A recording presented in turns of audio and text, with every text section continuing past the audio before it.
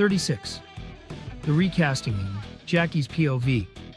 As soon as I reached the top floor, I strode into my office, and the sight before me filled me with satisfaction. It was exactly as I had envisioned. You've done a brilliant job, Mr. Architect. This is exactly what I needed. I called Mr. Agarwal to my office and commended him on his work. After handing him a generous paycheck, I let him go. Seeing my vision come to life in front of me was all that mattered. And now it's time. Yes, sir. Did you call me? Balaram asked, peeking through the door as I had instructed him to come to my office. Yes, Balaram, come in. I gestured him inside. As soon as he stepped in, his eyes landed on the large curtains hanging along the right side wall. What happened to your office? He asked, pointing at the floor-length drapes. Nothing, I replied, inhaling deeply, dismissing the question. Here's the list of employees I'm promoting this year. I slid a file across my desk toward him. He stepped forward and picked it up. You're giving promotions? He paused. So soon? Yes, I can finally recognize the talent, I suppose, I replied with a sarcastic tone. Are you sure, sir? I mean, the world knows me for my unmatched decision-making skills, Balaram. I've always been a keen observer. I don't make mistakes in business. I'm the best in this field, aren't I said arrogantly. Of course, sir, but I was just thinking, you've barely been here a month. Isn't it a bit early to make changes? I don't think so. I make changes when they're needed. I don't wait for the right time. Time waits for me. And this, Balaram, is the perfect time for some adjustments, I said, resolute. Any other doubts? He shook his head. Good, then after lunch, gather these employees in the meeting room. We'll announce their names and give them their surprises. I smirked. And, of course, a little shock for some of them. Okay, sir, he agreed with his usual smile. Prepare their promotion letters immediately, I instructed. Yes, sir, he nodded. You can go now. I dismissed him. He was about to leave when I suddenly remembered something. Oh, Balaram. He turned back. Yes, sir. I'll be traveling to California this Wednesday for 2 or 3 days. I have some legal matters to handle. Don't tell anyone. I'm only informing you because you'll need to oversee things here while I'm away. Don't worry, sir. I'll handle everything, he assured me with a confident smile before leaving.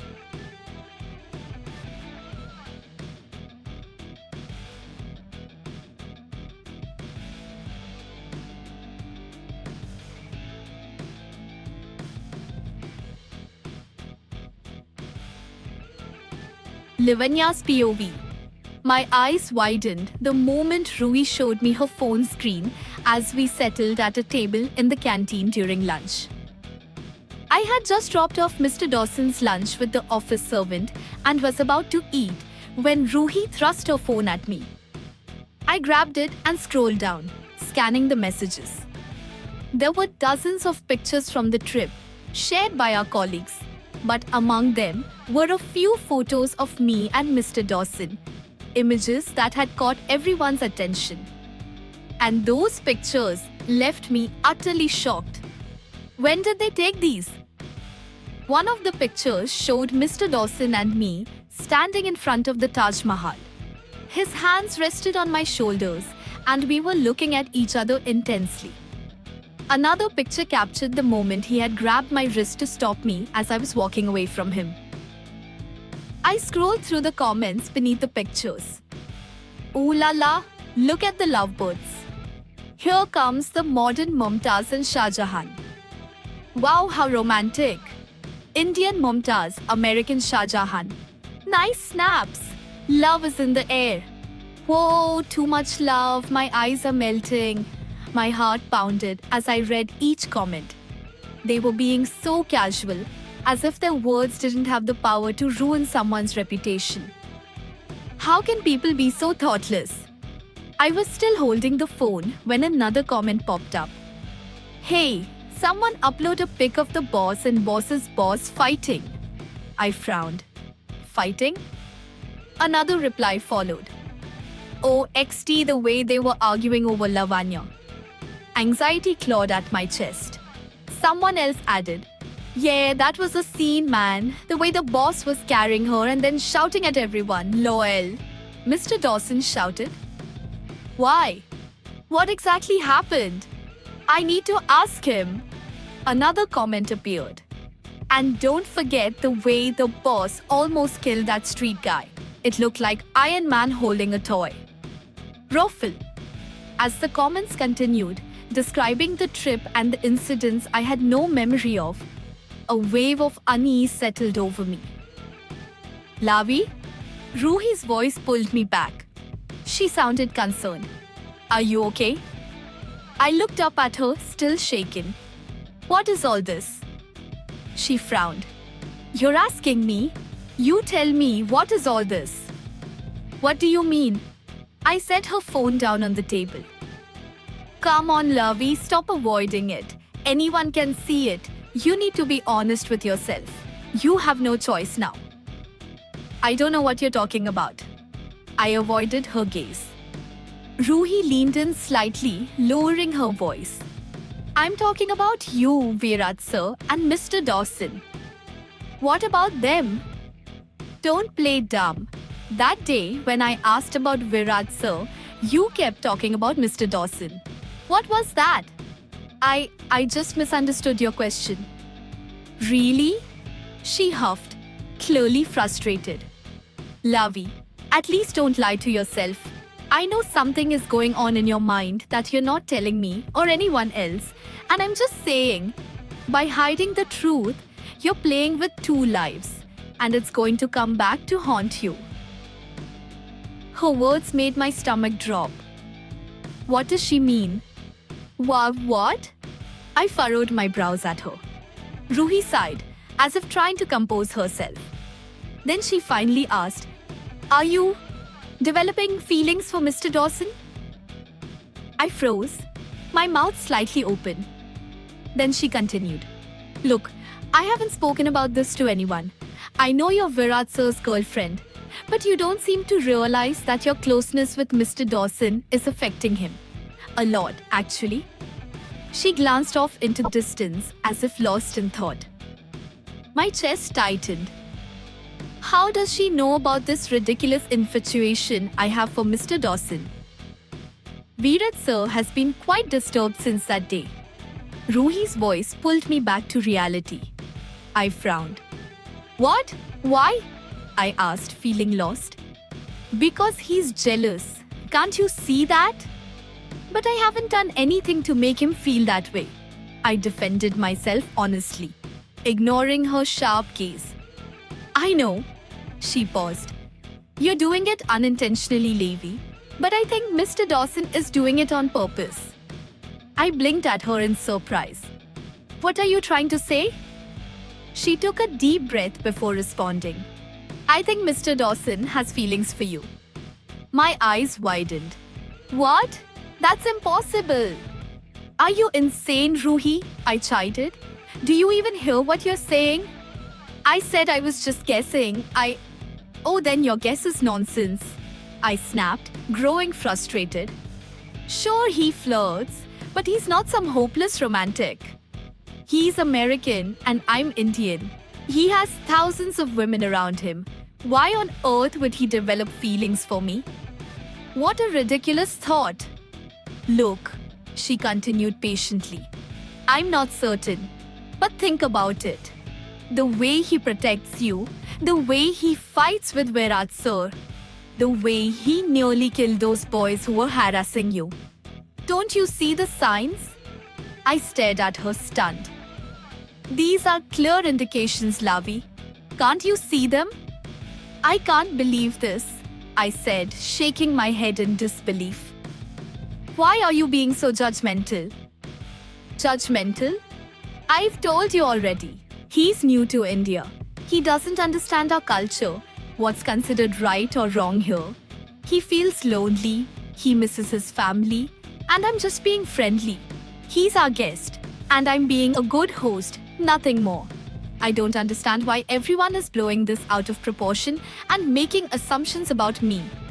Stop it, Lavi. Stop blaming others. Ruhi snapped. Do you even realize what Virat sir is going through? Do you have any idea what you're doing to both of them? I'm doing nothing, okay? I rolled my eyes. And all of this, the gossip, the speculation, it's really not funny.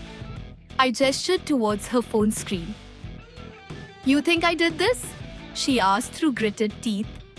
Whoever did, I don't care. I'm just asking you to stop encouraging this nonsense. She huffed, clearly exasperated. You're not taking this seriously, Levi. Virat sir is upset because Mr. Dawson wouldn't let him near you when you passed out. Everyone saw it. When you were in Mr. Dawson's arms, he didn't let anyone else touch you. Not even me.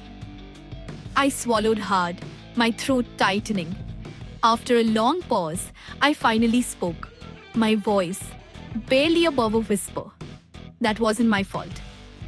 Are you really not getting my point? She asked, crossing her arms. Or do you just not care? Or... She trailed off, eyeing me carefully. Are you deliberately ignoring the truth?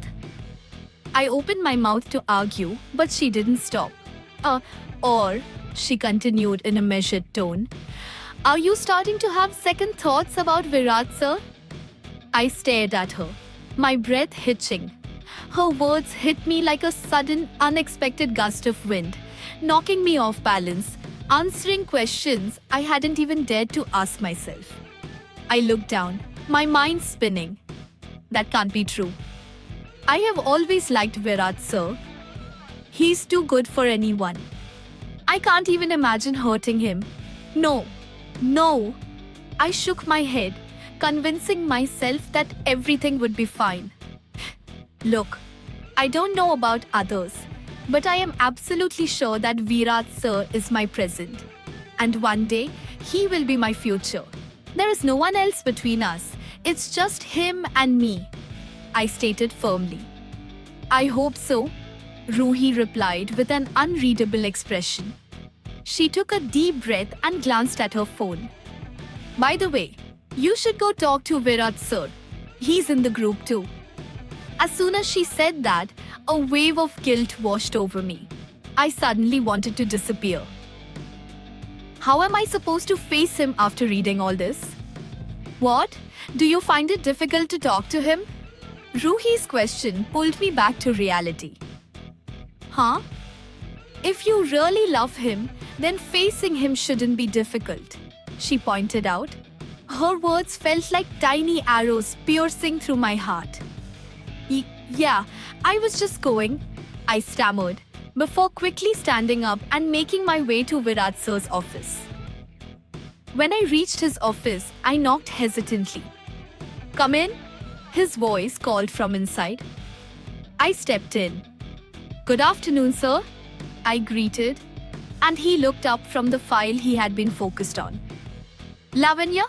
His face lit up and I felt my cheeks flush. How are you feeling now? He asked, standing up from his chair and walking towards me. I'm feeling much better, sir. Thank you, I replied honestly, and he smiled in relief. After a brief pause, I spoke again. I'm really sorry for ruining your trip. I didn't expect to faint like that. I don't even know what happened. Lots of things, he muttered under his breath. I heard him clearly and looked straight into his eyes. What? I asked hesitantly. Nothing. I just, missed you a lot when you were unconscious. He forced a smile, but something about his expression felt off. I nodded, but deep down I wasn't convinced. Okay, did you want to talk about something? I prompted, hoping he would bring it up first. I wasn't ready to talk about a third person, not here, not now. No, why? Nothing. You seem tired. I think I should go. I was scrambling for words, trying to fill the space between us. Are you okay, Lavanya? He looked at me, concern evident in his voice. Yeah, of course. I forced a grin, trying to convince both him and myself. But deep inside, I knew nothing was okay. Something is changing, but I don't know what. After lunch, we returned to our respective cabins. I was just about to start my work when one of the office staff members came to our department floor, calling out several names, mine, Ruhi's and Virat sir's included. Mr. Balram Singh has requested to see you all in the meeting room, he announced. Ruhi and I exchanged confused glances. What could this be about? Without further delay, we followed him. When we entered the meeting room, Virat sir joined us as well. We all took our seats around the table. I sat between Ruhi and Virat sir.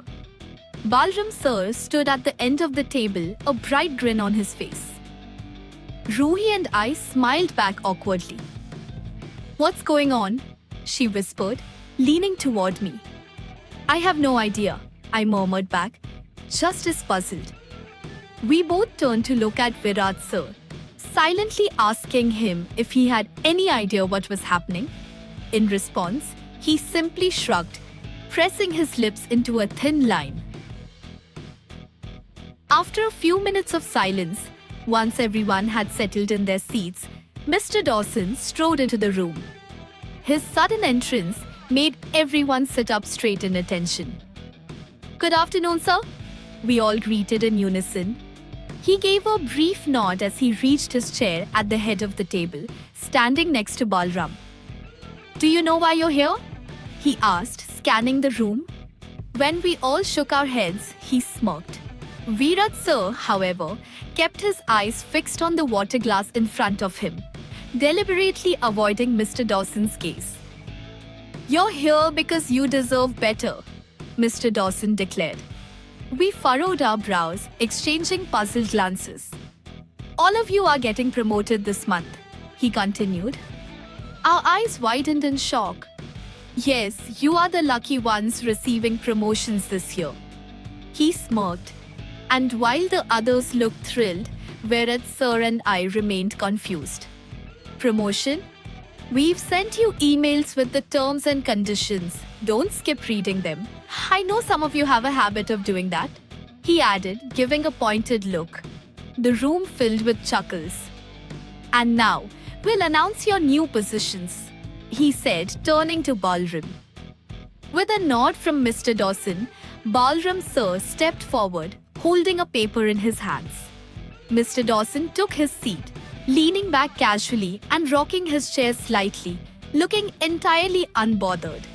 He picked up a glass globe paperweight from the table, twirling it absent-mindedly, as if none of this was of any consequence to him. Balram sir began reading from the list with many names before he came to ours.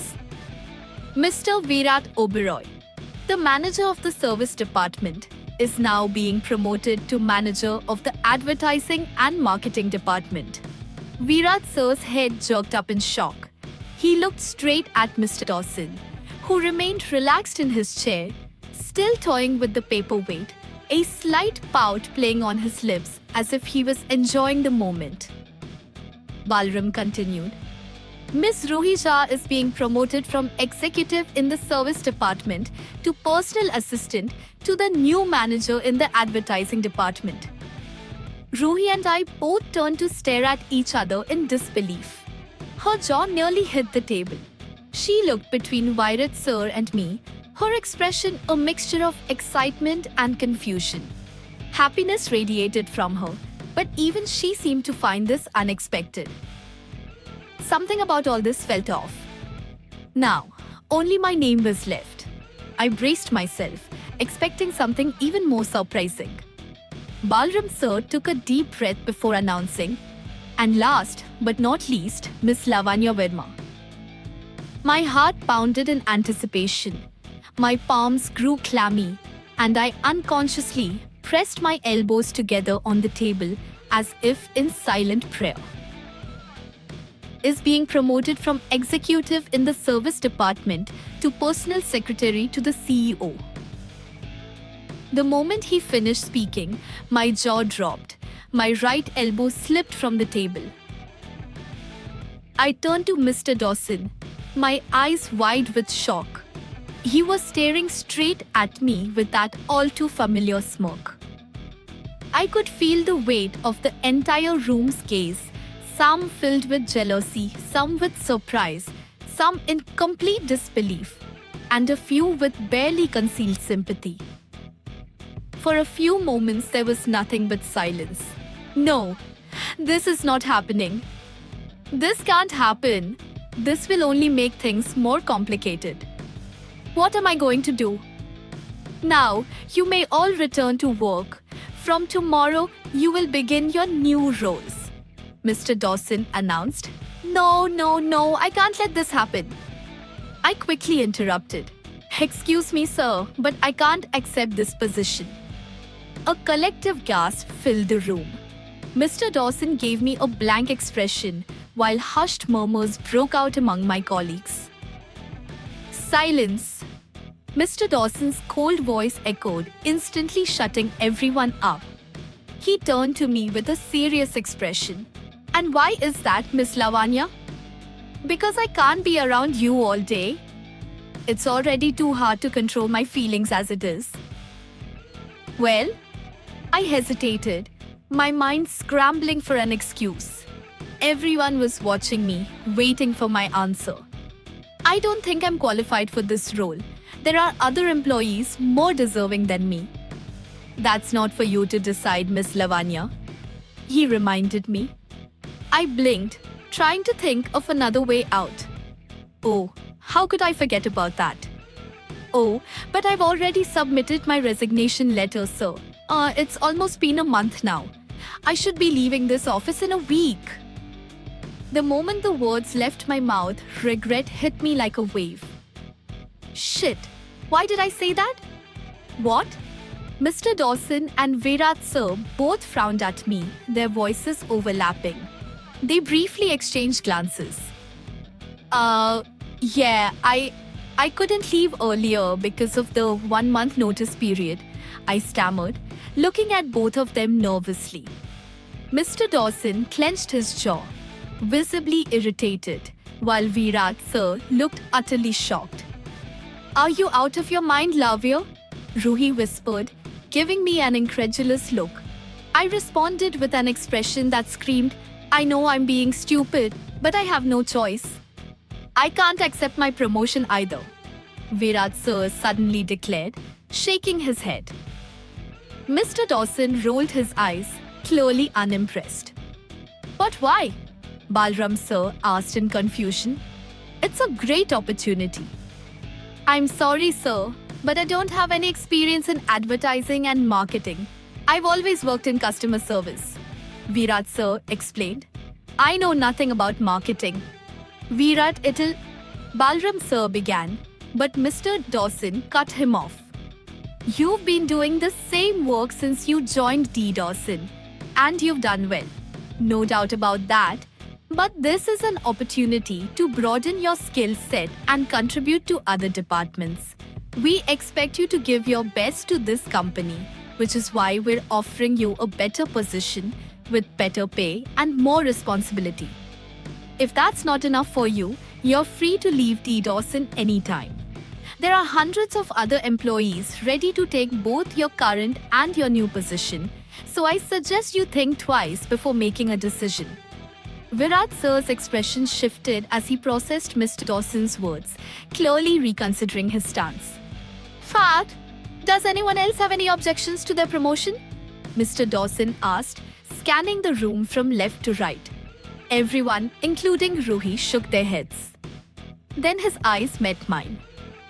And you, Miss Lavanya? As far as I know, you have no valid reason for resigning since that matter has already been resolved. The CEO needs a secretary, and Balram is my assistant. He will be handling decisions on my behalf, and I believe you can manage to support him when required. His gaze was firm but not cold. It was softer, almost as if he were persuading a child who was refusing a toy. Oh, how can I refuse now? Balram sir gave me a knowing look with a light shrug, and I sighed.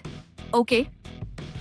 Virat sir looked at me in amusement, while Ruhi grinned from ear to ear. I can't believe it.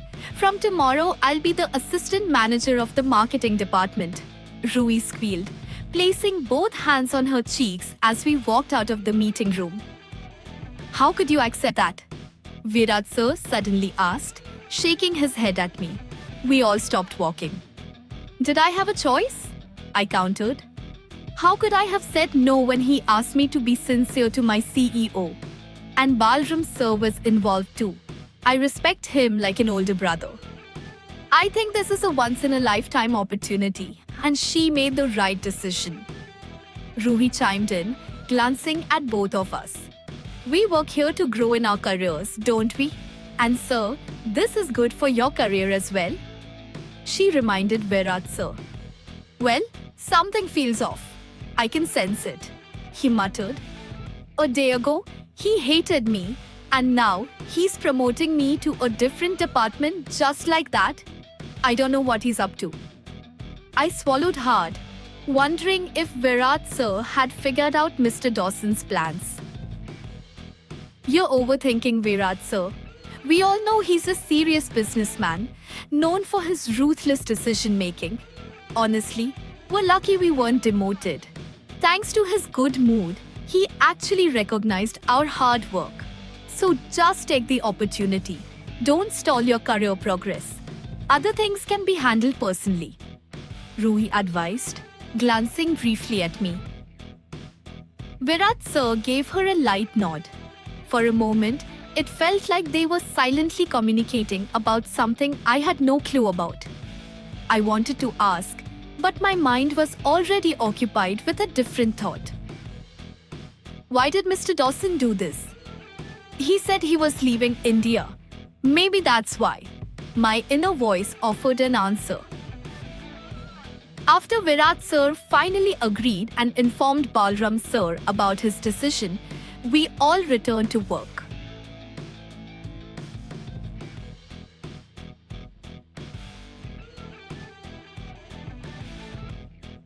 Jackie's POV.